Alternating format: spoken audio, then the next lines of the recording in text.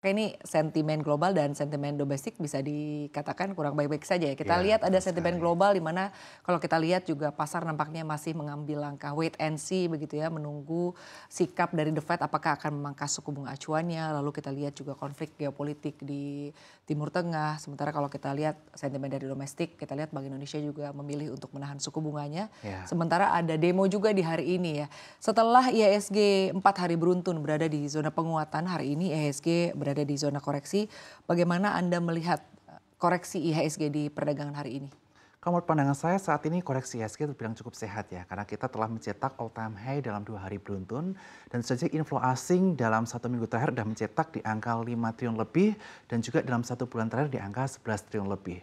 Tentu saja ini merupakan sentimen yang cukup baik ya. Dikarenakan mengapa? Karena kita melihat bahwa ekonomi di Amerika Serikat, kita lihat unemployment rate naik dari 4,1% ke angka 4,3%. Kemudian non-farm payroll turun dari 175.000 ke 114.000. Dan kemudian kita juga melihat bahwa inflasi di Amerika Serikat sudah di angka 2,9% atau dekat dengan target The Fed di angka 2%. Artinya apa? Artinya peluang untuk The Fed di bulan September nanti untuk menurunkan suku bunga sebesar 25 basis point itu menjadi terbuka sangat besar.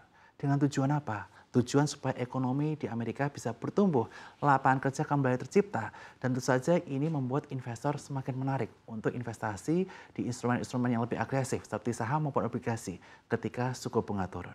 Dan kita juga melihat bahwa aliran dana dari asing ke dalam negeri cukup kencang sekali.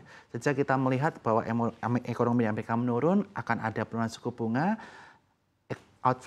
inflow di Indonesia cukup baik, ditandai dengan rupiah yang sempat lebih dari 16.000 di bulan lalu. Saat ini di kisaran area 15.500 sampai dengan 15.600. Dan kita bisa perhatikan bahwa yield obligasi di awal bulan Juli itu di angka 7,1%. Sekarang 6,6%. Artinya apa? Asing itu sudah masuk inflow ke Indonesia mulai dari obligasi.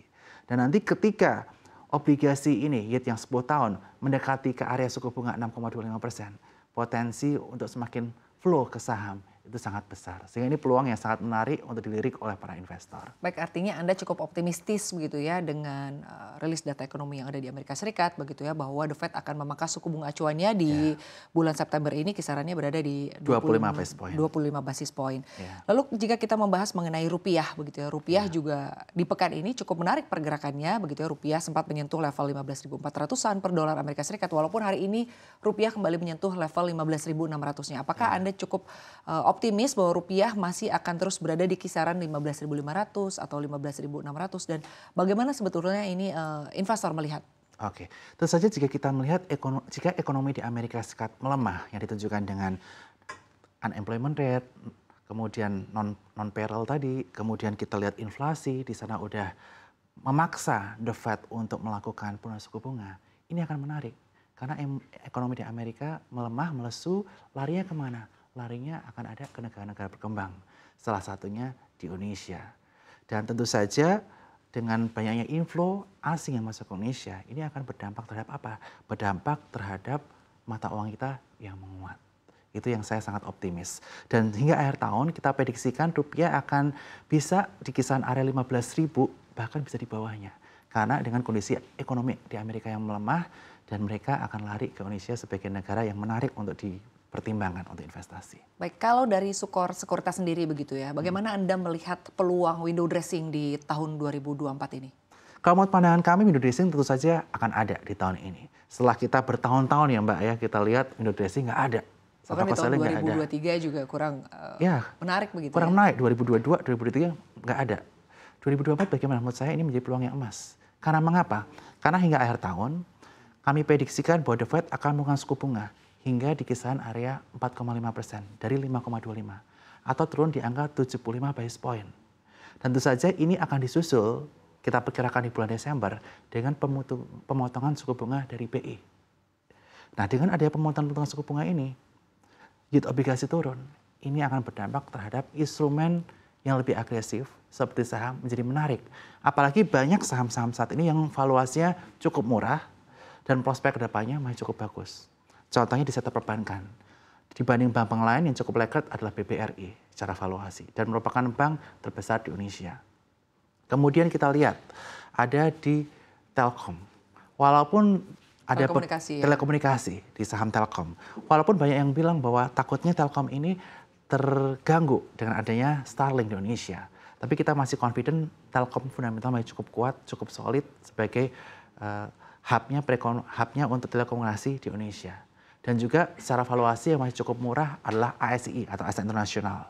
Walaupun bombardir mobil Cina masih akan terus ada ke depannya. Tapi menurut pandangan saya mobil-mobil bahan baku minyak bumi akan masih survive beberapa tahun ke depan. Sehingga di valuasi murah seperti saat ini menjadi peluang yang cukup menarik kita untuk koleksi saham BRI, Telkom maupun Asia Internasional. Baik, artinya memang saham-saham di sektor finansial ya mungkin ya, dan juga saham-saham di sektor telekomunikasi ini masih akan menarik begitu ya. Betul. Tapi jika Anda melihat, kalau tadi Anda membahas mengenai saham-saham yang mungkin pergerakannya akan cukup menarik ya secara sektoral. Saham-saham apa sebetulnya di situasi seperti saat ini yang sebaiknya ya mungkin tidak dibeli dulu begitu ya, disclaimer on, atau mungkin tidak menarik pergerakannya? Menurut pandangan saya saat ini kita sebaiknya hindari saham-saham yang secara fundamental kurang bagus ya.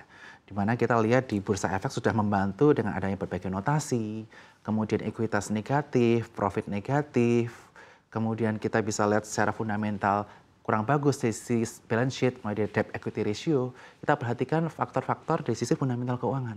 Karena perusahaan yang tidak memiliki strong balance sheet, P&L yang nggak bagus, itu akan ditinggalkan.